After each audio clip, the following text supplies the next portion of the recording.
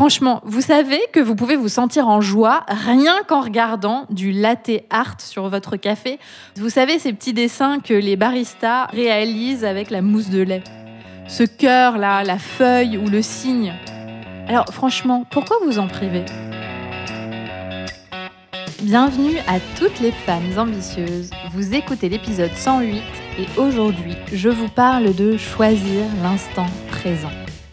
Je m'appelle Jenny Chamas, je suis master coach certifiée et auteure du livre Ambitieuse et épanouie. Femme ambitieuse est le podcast de coaching qui aide les femmes à dépasser les obstacles pour réaliser leurs rêves et devenir de meilleurs leaders. Pour me soutenir dans cette mission, abonnez-vous au podcast et laissez un avis 5 étoiles sur la plateforme de votre choix. 1000 merci.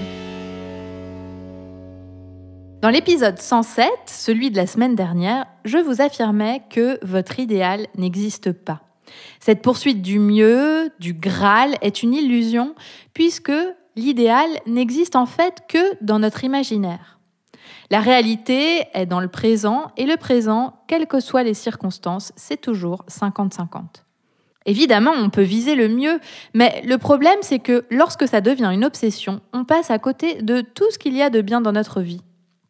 Même si le présent n'est pas parfait, il nous donne la possibilité de vivre, de nous réjouir, de ressentir de la joie et de jouir de la vie. Tout cela ne peut se faire que dans le présent, pas dans le passé, ni dans l'avenir. Et je sais que je ne suis pas la première à vous dire qu'au fond, choisir l'instant présent est le meilleur choix qu'on puisse faire pour se sentir bien. C'est mieux que vivre dans le passé ou se projeter constamment dans le futur en passant à côté de ce qui est déjà là au présent. On le sait toutes, mais on a du mal à se figurer ce que ça veut dire vivre au présent. Comment on sait qu'on le fait ? Et puis, quand on se rend compte qu'on ne vit pas au présent, comment faire pour changer ça ? C'est de cela dont je veux vous parler aujourd'hui, car choisir tous les jours l'instant présent est ce à quoi je m'exerce depuis plusieurs mois maintenant. La crise du Covid et le confinement m'ont amené à ce constat qu'au fond, il n'y a rien de mieux qu'être ici et maintenant. Je partage donc avec vous les 5 grands apprentissages de ces derniers mois et vous donne des techniques pour les appliquer dans votre propre vie. Voici donc 5 conseils pour choisir le présent. Premier conseil, appréciez tout ce que vous avez dans votre vie. Vous le dire, vous le répéter, vous en délecter. Qu'est-ce qui vous plaît dans la vie que vous avez créée ? Votre vie personnelle, votre carrière ? Que vouliez-vous vraiment par le passé et que vous avez réussi à réaliser et qui fait aujourd'hui partie de votre vie ? Je vous donne l'exemple de ce que j'ai écrit dans mon cahier ce matin au café. Je suis reconnaissante de m'être réveillée ce matin dans un lit au matelas ultra confortable et hyper grand, aux côtés d'un homme que j'aime et qui partage ma vie. Décidément, ce matelas, c'est la 2e fois que je vous en parle. J'ai eu un câlin de chacun de mes enfants. J'ai mangé du pain qui était franchement délicieux de la boulangerie d'à côté, avec une confiture de fraises mijotée amoureusement par papy et du miel venant d'une ruche locale. J'ai apprécié marcher au vent. J'ai apprécié aussi la technologie car j'ai pu écouter un message WhatsApp d'une de mes amies en marchant. J'ai pu aussi écouter un podcast dans le métro. Et j'ai appris, en écoutant ce podcast, une chose qui va me servir dans mon business. J'ai apprécié de choisir de sortir du métro une station plus tôt pour marcher et m'asseoir en terrasse et déguster un délicieux macchiato face aux arbres. J'ai apprécié la beauté et la vie des gens assis avec moi sur cette terrasse, prêts à entamer leur journée, un café à la main. J'ai apprécié la robe que je porte et qui me plaît et dans laquelle je me sens bien. Et puis, j'ai apprécié l'arrivée au bureau, ce magnifique papier peint, cet espace que je loue et que j'aime beaucoup. J'apprécie d'écrire ce script de podcast sur un grand écran dans lequel j'ai investi après 2 ans à travailler sur un ordinateur portable. J'ai apprécié faire chauffer de l'eau pour boire un thé dans mon immense mug. J'ai apprécié la réunion de crise sur Zoom avec mon équipe et nos échanges d'idées. Cette liste, je pourrais la continuer longtemps. Elle me fait sourire, elle m'inscrit dans le présent, elle me plaît. Je me sens bien quand je pense à ça. Et j'aimerais vous parler du revers de cette liste. Je ne me concentre pas ici sur tout ce qui cloche et qui existe aussi en parallèle. Le compte Facebook Ads désactivé pour une raison obscure, ma fille malade et pas de nounou, mon mari bloqué à la maison alors qu'il a un lunch important, mon fils qui a pleuré ce matin car il ne voulait pas aller à l'école, la machine à laver la vaisselle qui est tombée en panne, la porte qui ne ferme pas, les fenêtres de mon bureau en simple vitrage qui laissent passer le bruit et le mec d'à côté qui écoute la musique trop fort. La première histoire est aussi vraie. Et elle a l'avantage de me mettre en joie, de me faire me sentir ultra chanceuse, même quand les emmerdes existent quand même. Quand je me raconte cette histoire-là, je suis ancrée dans le présent. Je n'ai pas envie de le fuir. Je ne m'imagine pas des scénarios catastrophes. Je suis juste là. Tout cela, je peux m'en réjouir, même quand il y a d'autres choses par ailleurs qui ne vont pas. Ce n'est pas incompatible. Franchement, vous savez que vous pouvez vous sentir en joie rien qu'en regardant du latte art sur votre café. Vous savez, ces petits dessins que les baristas réalisent avec la mousse de lait. Ce cœur-là, la feuille ou le cygne. Alors franchement, pourquoi vous en privez ? La deuxième technique que vous pouvez adopter pour choisir de vivre au présent, c'est de repérer les émotions qui vous séparent du moment présent. Vos émotions et vos réactions à vos émotions sont d'excellents baromètres. Vous pouvez le repérer aux sensations dans votre corps et à la façon que vous avez de vous comporter quand cela arrive. J'ai identifié personnellement 2 émotions qui m'éloignent du présent et cela pourrait bien être le cas pour vous aussi. L'urgence. Quand je suis dans l'urgence, j'ai mal au ventre, je ressens la nécessité de bouger mes jambes, de me lever, d'aller vite. Dans ces moments-là, je suis complètement dans l'après. Je ne suis pas là. Je ne suis pas dans mon corps. Je ne suis pas ancrée. C'est presque comme si je voulais le fuir. Et c'est un cercle vicieux car quand je réagis en cédant à l'urgence, finalement, je quitte le moment présent et je complique ma situation. Par exemple, je ressens l'urgence d'agir pour faire changer quelque chose.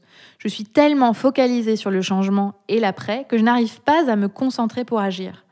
Alors que m'ancrer dans le présent me permettrait en fait d'agir beaucoup plus posément et efficacement, même si ça ne se passait pas tout de suite. Une autre émotion qui me sépare du moment présent, c'est l'inquiétude. C'est une émotion qui indique que notre esprit est totalement orienté vers un scénario catastrophe, pas dans la réalité du présent. On s'inquiète de ce qui pourrait se passer, des probabilités. On vit avec cela en tête et donc on s'extrait du présent et de ce qui se passe réellement. C'est le scénario de quelqu'un qui a du retard et qu'on imagine accidenté. C'est le scénario de ce que pourrait penser quelqu'un si on disait ça et quelle réaction en chaîne cela pourrait avoir dans notre vie. Non seulement on passe du temps dans une zone temporelle imaginaire, mais en plus c'est totalement inconfortable. Or la réalité n'existe qu'ici et maintenant. Quand je ressens l'une de ces 2 émotions, je sais que je ne suis pas là. Et c'est pour moi le signal qu'il est temps de revenir au présent. Alors demandez-vous quelles sont ces émotions pour vous, celles qui vous retiennent ailleurs que dans le présent. Troisième technique pour vivre au présent, c'est de respirer. Pour vivre au présent, la respiration est capitale. Elle vous permet de vous connecter à votre corps, aux fonctions vitales, à l'ici et à maintenant. Quand je suis dans l'urgence ou inquiète, dès le moment où je m'assois et je respire profondément, je reviens au présent. Cela n'efface pas tout, mais cela me donne le choix de ralentir, de faire une pause, d'interroger mes pensées et d'être plus intentionnelle. D'ailleurs, en effet, la respiration est un outil utilisé par de nombreuses techniques pour réduire l'anxiété. Je pense notamment à la cohérence cardiaque et aux différents types de méditation. Pour revenir au présent, vous pouvez simplement prendre 1 minute pour respirer profondément. 4e technique, et l'une de celles que je préfère, c'est se connecter à la nature. Vivre au présent est plus facile quand on a un repère d'ancrage qui, lui aussi, vit au présent quoi qu'il arrive. Et franchement, la nature est la plus belle chose qu'on ait autour de nous qui nous permette cela. Regarder un arbre, son tronc, ses branches, ses racines, ses feuilles, ses fruits, ses fleurs. Observer un oiseau qui se pose sur sa branche.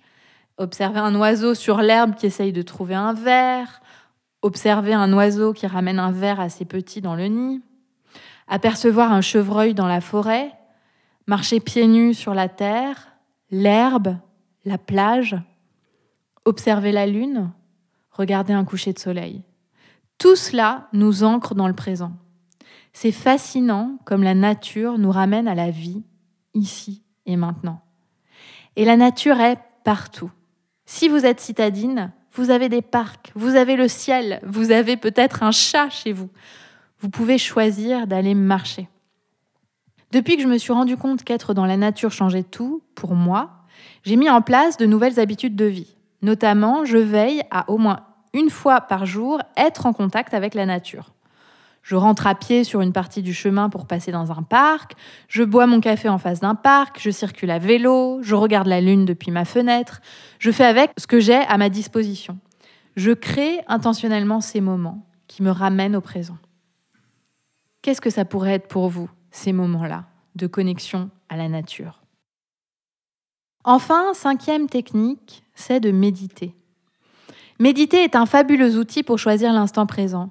S'asseoir ou s'allonger et s'ancrer en soi, vider son esprit, se concentrer sur la respiration ou sur l'énergie ou sur un thème en particulier. Même 10 minutes remettent les pendules à l'heure. Il existe différentes formes de méditation et si vous n'en avez jamais fait, je vous suggère de commencer par des méditations guidées sur les applications Insight Timer ou Headspace. Je vous ferai bientôt un podcast sur le sujet en partageant mes techniques et ma propre expérience de la méditation et de la visualisation.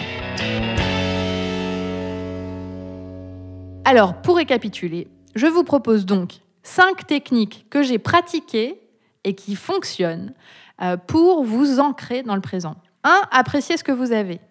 2. Identifiez les émotions qui vous éloignent du présent comme des signaux pour vous ramener au présent. 3. Respirez. 4. Vous connectez à la nature. Et 5. Méditez.